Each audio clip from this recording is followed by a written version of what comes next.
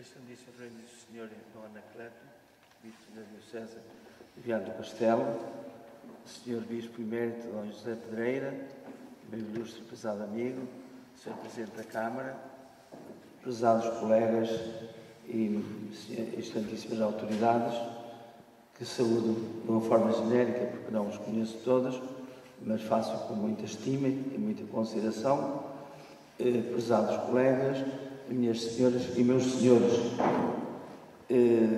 Fui convidado pelo Monsenhor Sebastião para fazer uma intervenção no dia de hoje sobre Dom Frei Bartolomeu dos Mártires. E apesar de conhecer as minhas limitações, não poderia dizer que não a Monsenhor Sebastião Ferreira e muito menos a Dom Frei Bartolomeu dos Mártires.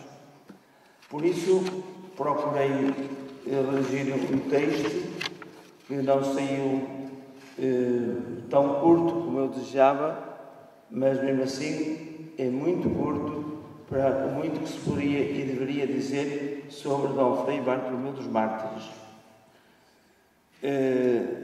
Não o vou ler, não posso ler, nem tenho tempo, nem as minhas condições físicas me permitiriam fazer essa leitura com as devidas condições.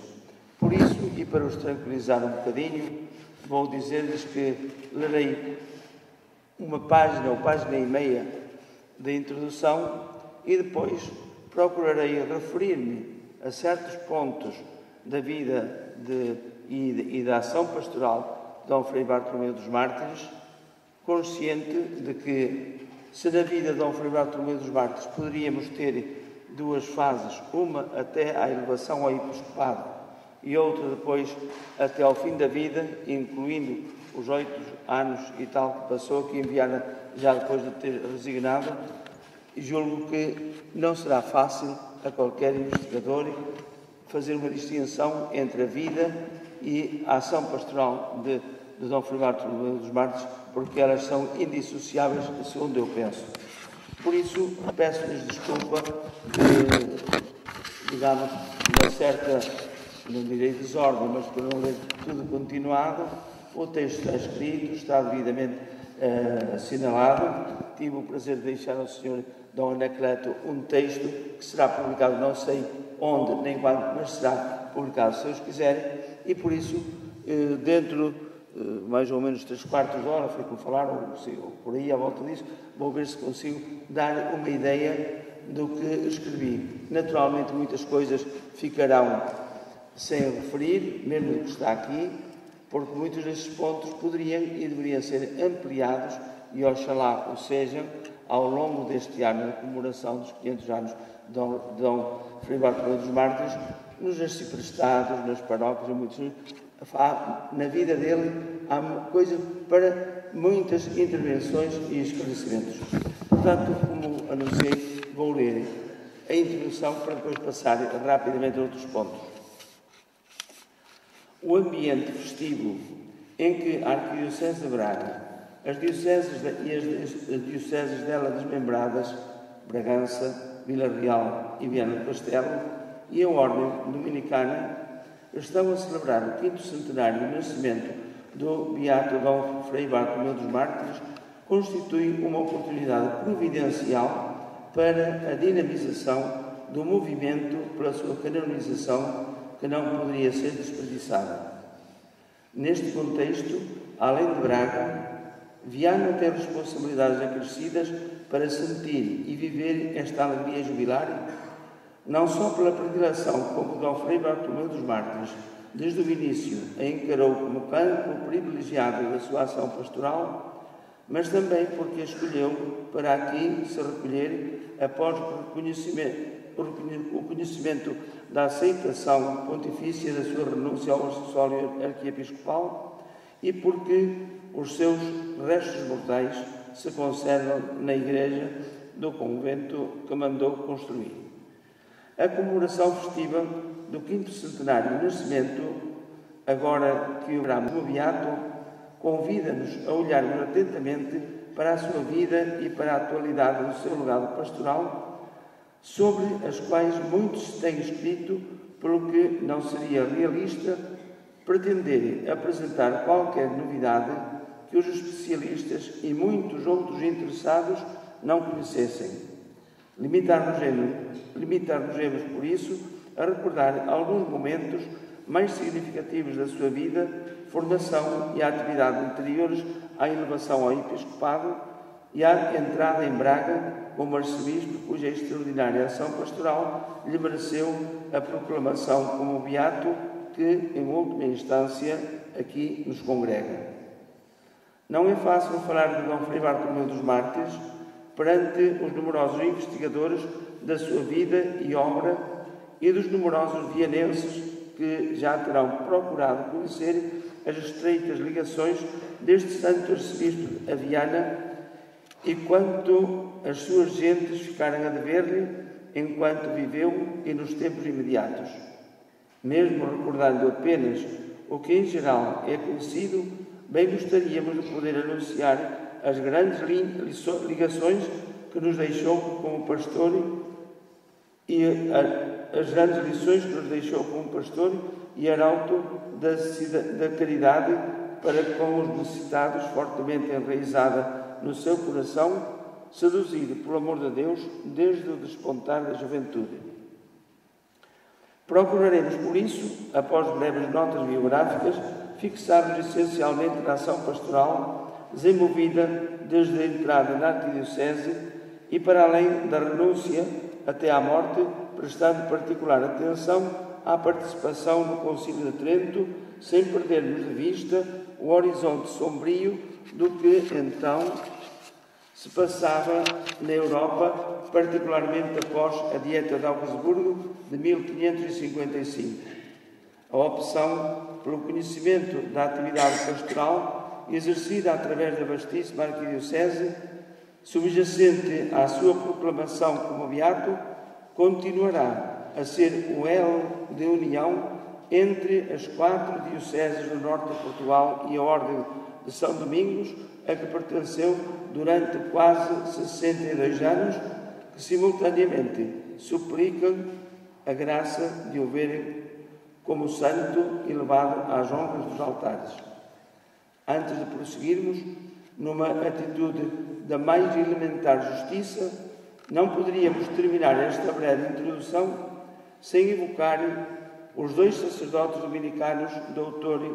Frei Raul de Almeida Rolo e Frei António do Rosário, cujos trabalhos de investigação e de difusão da vida, obra e graça de Dom Frei Bartolomeu dos Mártires foram absolutamente determinantes no processo da sua beatificação, a eles ficando a dever também muito do que sobre ele hoje sabemos e continuaremos a utilizar. Estas breves palavras de introdução. E agora passarei a referir-me de forma mais livre a alguns momentos da sua vida e sua obra. Tinha aqui um apontamento breve sobre vida, sobre síntese biográfica. Eu penso que o que o Monsenhor Sebastião disse basta para termos uma noção exata dos seus primórdios, sabendo que entrou aos 14 anos na congregação dominicana, no ano seguinte professou e depois rapidamente fez os estudos em São Domingos de Benfica e progrediu os estudos, depois poderíamos dizer secundários, para nos entendermos numa linguagem do nosso tempo, tendo apresentado com as chamadas conclusões de filosofia em Guimarães, na reunião dos dominicanos, aí fizeram em 1532. Depois terminou os cursos de teologia em 38. Aí começou a preparar-se para o doutoramento em teologia, que defendeu, que foi apresentar a Salamanca no capítulo geral da Ordem, tendo aí sido aprovado de forma excelente.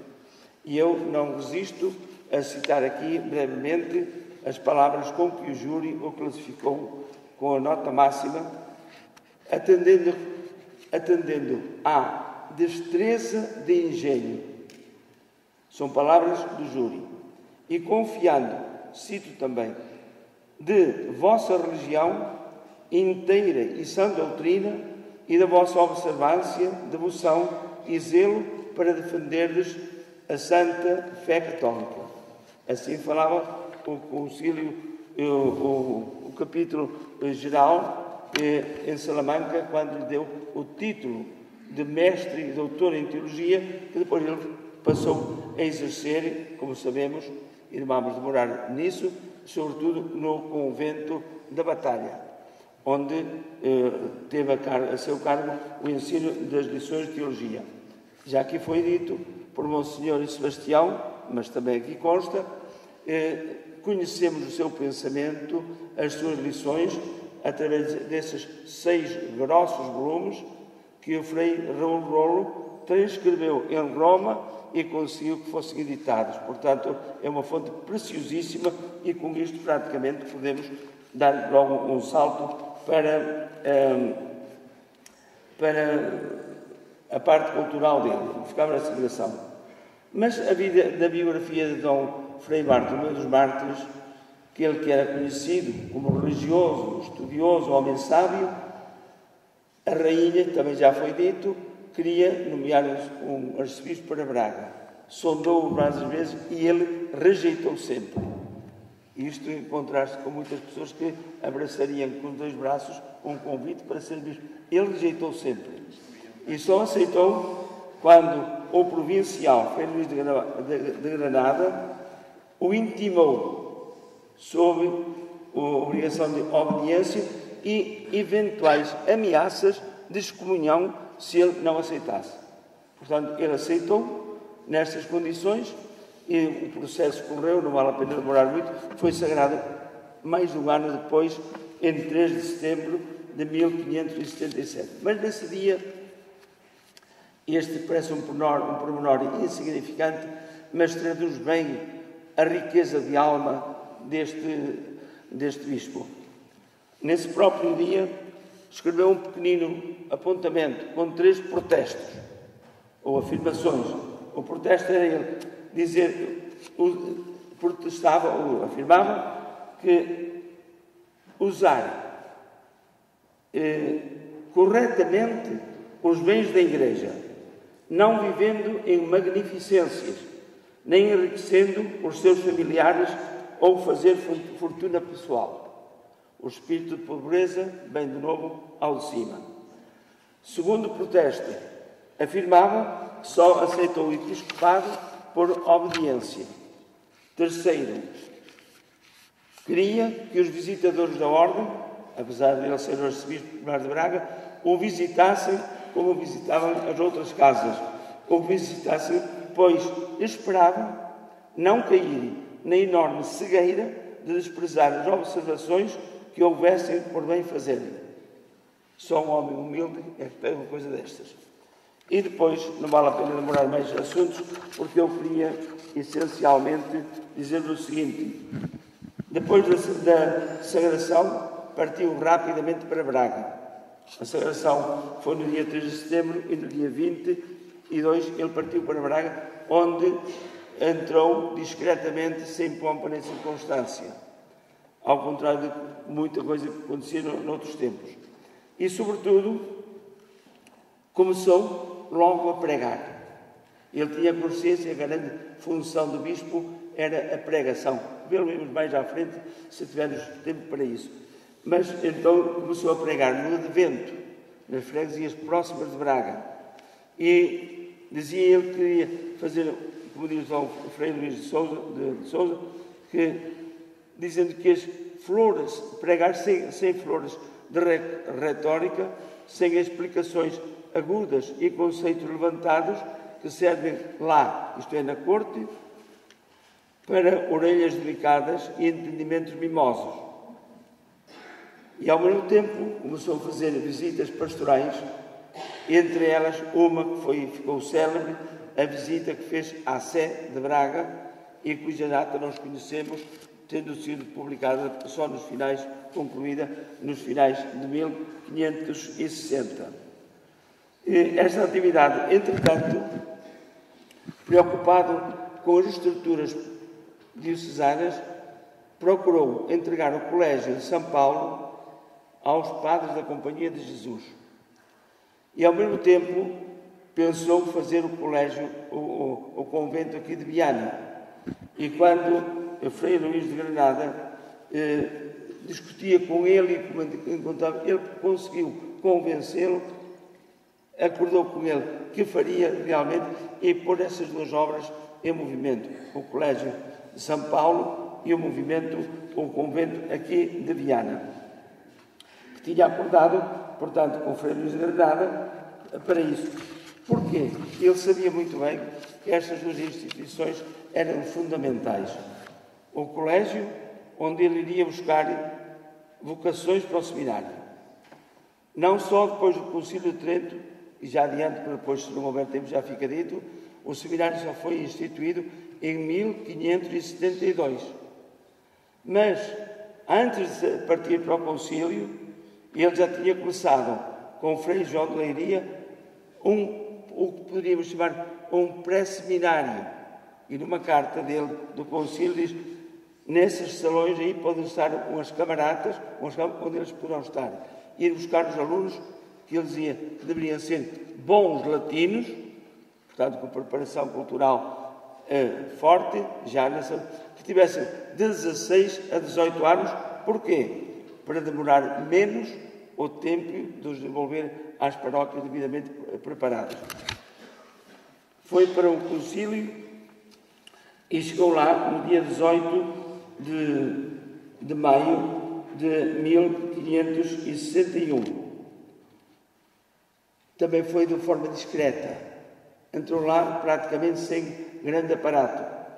E ele próprio diz, numa carta a Frei João de Leiria, o seguinte: chegando eu subitamente, não esperado, foi grande a alegria nos legados e bispos e na cidade, e nos gazelhados e abraços mostraram os legados bem este contentamento. Porquê? Tinham passado 8 meses depois da convocatória para a terceira fase do concílio. De França, de Espanha e de outras regiões, poucos bispos tinham chegado. E os legados e os bispos tinham receio de a convocatória viesse a ser um fracasso. Quando chegou o primário das Espanhas, aquilo deu novo impulso e ânimo a toda a gente.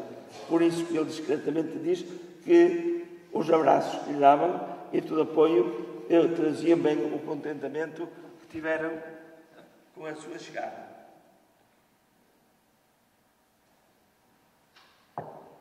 Durante o tempo que ele esperou, que ainda foi um largo tempo que começaram as sessões do concílio, ele foi trabalhando. Levou o material que tinha reunido desde o tempo que era professor e foi trabalhando. Aí terá ultimado os Estímulos Pastorum. É uma obra interessantíssima, que já saíram 22 edições.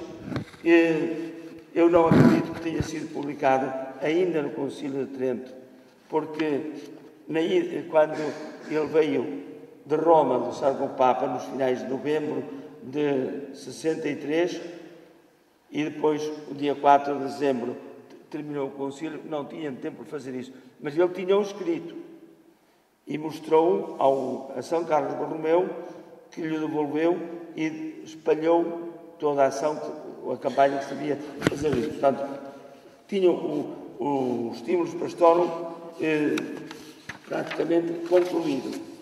E, além disso, ele ia mantendo uma correspondência intensa com o Vigário-Geral. Durante o tempo que aguardou a abertura do concílio, foi-se inteirando do que se passava por essa Europa. E ele estava assustado com a difusão das doutrinas protestantes. E numa carta que mandou, em 61, setembro de 61, ao Frei João de Leiria diz-lhe assim, eu peço para ler isto, porque creio que mais do que o que eu poderei dizer, as palavras do arcebispo é que devem ficarem para nós conhecermos bem o seu pensamento.